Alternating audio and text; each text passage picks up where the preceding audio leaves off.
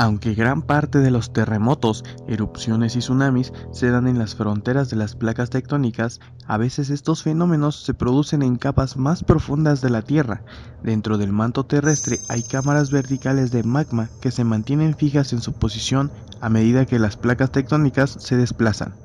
Estas cámaras crean puntos calientes en la litosfera situadas sobre ellas, donde produce actividad volcánica. El calor ascendente y la expulsión de magma generan prominencias en el suelo marino acompañadas de actividad sísmica que revela el movimiento de la placa sobre el punto caliente. A veces estas elevaciones son islas volcánicas que rebasan las superficies de las aguas. Islandia y Hawái son quizá las más conocidas. Sin embargo, no todos los puntos calientes obedecen a la presencia de cámaras de magma bajo la corteza oceánica. El Parque Nacional de Yellowstone, en Estados Unidos, es ejemplo de un punto caliente continental. Según la tectónica de placas, la litosfera está dividida en grandes segmentos. La mayor parte de los sismos se producen en los puntos de unión de estas placas. En las zonas donde una se desliza bajo otra se liberan mayores cantidades de energía y ocurren los terremotos más fuertes. El lugar donde se origina un sismo, el hipocentro, suele estar a 30 kilómetros de profundidad. Allí se produce la fractura de la corteza terrestre que genera el terremoto. El epicentro es el punto de la superficie donde el terremoto alcanza su máxima intensidad.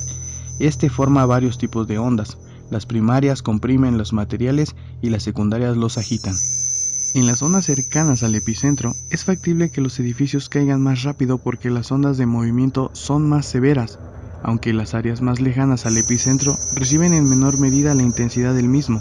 El movimiento de la onda causa el colapso de muchos edificios mal construidos. Por otra parte, en las construcciones más alejadas del epicentro solo se percibe un movimiento ondulatorio leve. Trepidatorio u oscilatorio. Cuando un temblor ocurre, sus ondas viajan en diversas direcciones y el suelo se mueve tanto horizontal como verticalmente. Cerca del epicentro predomina el sentido vertical y se dice que hay un movimiento trepidatorio. Conforme se alejan, las ondas cobran un sentido horizontal y se atenúan, pero al encontrar un suelo blando resultan amplificadas. Se dice entonces que es un temblor oscilatorio. Los terremotos más destructivos son los trepidatorios oscilatorios, aquellos que en un mismo punto combinan los dos movimientos. La litosfera se sacude de arriba abajo y de un lado hacia otro. ¿Cómo se mide la intensidad de los terremotos? Una de las escalas más empleadas es la del sismólogo estadounidense Charles Richter. El nivel del terremoto se obtiene mediante una fórmula matemática. Cada uno de sus grados representa una liberación de energía 10 veces superior a la anterior. Se expresa en números arábigos. Al medir la potencia, empero, no refleja la verdadera naturaleza devastadora de los sismos. De eso se encarga otra escala, creada por el italiano Giuseppe Mercalli en 1902. La escala de Mercalli evalúa la intensidad de los terremotos por los daños causados a distintas estructuras. En parte es subjetiva, pues incorpora la percepción humana del movimiento. Se expresa en números romanos. Denominación y descripción de la escala de Mercalli. 1. Muy débil. Lo advierten unas pocas personas y en condiciones especialmente favorables. 2. Débil. Lo perciben solo algunas personas en reposo, particularmente las ubicadas en los pisos superiores de los edificios. 3. Leve. Es advertido en los interiores de los edificios y casas. 4. Moderado. Los objetos colgantes oscilan visiblemente. La sensación es semejante a la que produce el paso de un vehículo pesado. Los automóviles detenidos se mecen. 5. Bastante fuerte. La mayoría de las personas lo perciben aún en el exterior. Los líquidos oscilan dentro de sus recipientes y pueden llegar a derramarse. Los péndulos de los relojes alteran su ritmo o se detienen. Es posible estimar la dirección principal del movimiento sísmico. 6. Fuerte. Lo perciben todas las personas. Se siente inseguridad para caminar. Se quiebran los vidrios de las ventanas, las vajillas y los objetos frágiles. Los muebles se desplazan o se vuelcan. Se hace visible el movimiento de los árboles o se les oye crujir. 7. Muy fuerte. Los objetos colgantes se estremecen. Se experimenta dificultad para mantenerse en pie. se producen daños de consideración en estructuras de albañilería mal construidas o mal proyectadas. Se dañan los muebles, caen trozos de mampostería, ladrillos, parapetos, cornisas y diversos elementos arquitectónicos. 8. Destructivo. Se hace difícil e inseguro el manejo de vehículos. Hay daños de consideración e incluso el derrumbe parcial en estructuras de albañilería bien construidas. Se quiebran las ramas de los árboles, se producen cambios en la corriente de agua y en la temperatura de vertientes y pozos. 9. Ruinoso. Pánico generalizado. Todos los edificios sufren grandes daños.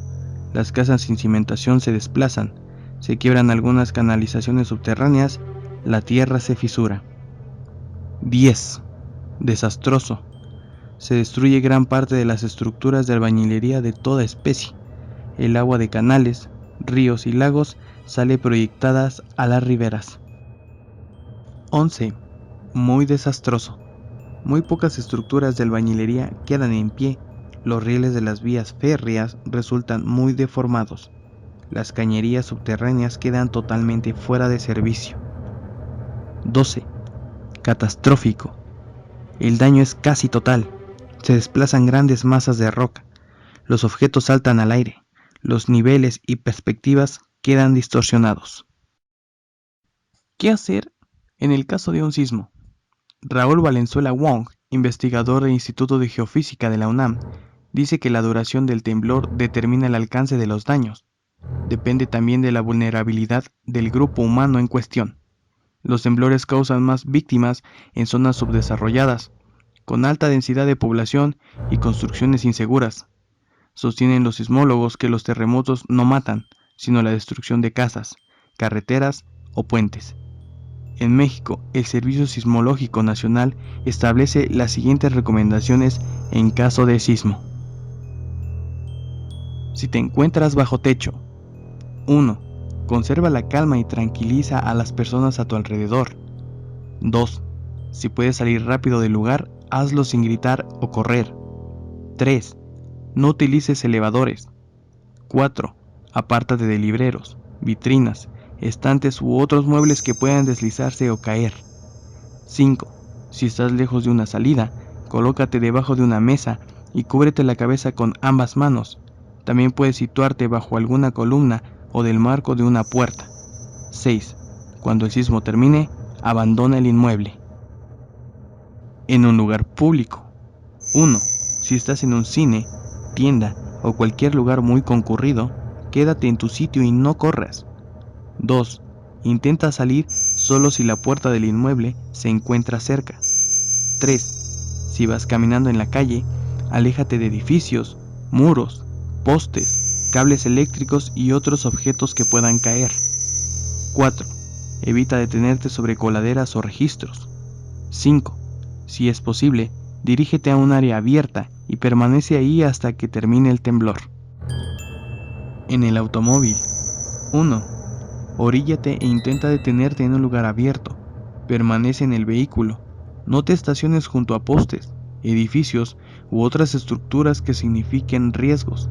No obstruyas vías de desplazamiento ni cubras señalamientos de seguridad. 2.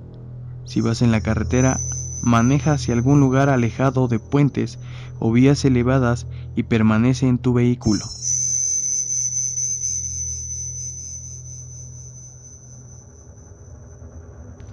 El canal de Depsai te da las gracias por haber visto el video. Te invita a que nos regales un like, que te suscribas, que lo compartas con tus amigos. Recuerda que todo esto es gratis. Esperemos que les vaya muy bien a todos ustedes. Saludos, cuídense. Nos vemos. Hasta la próxima.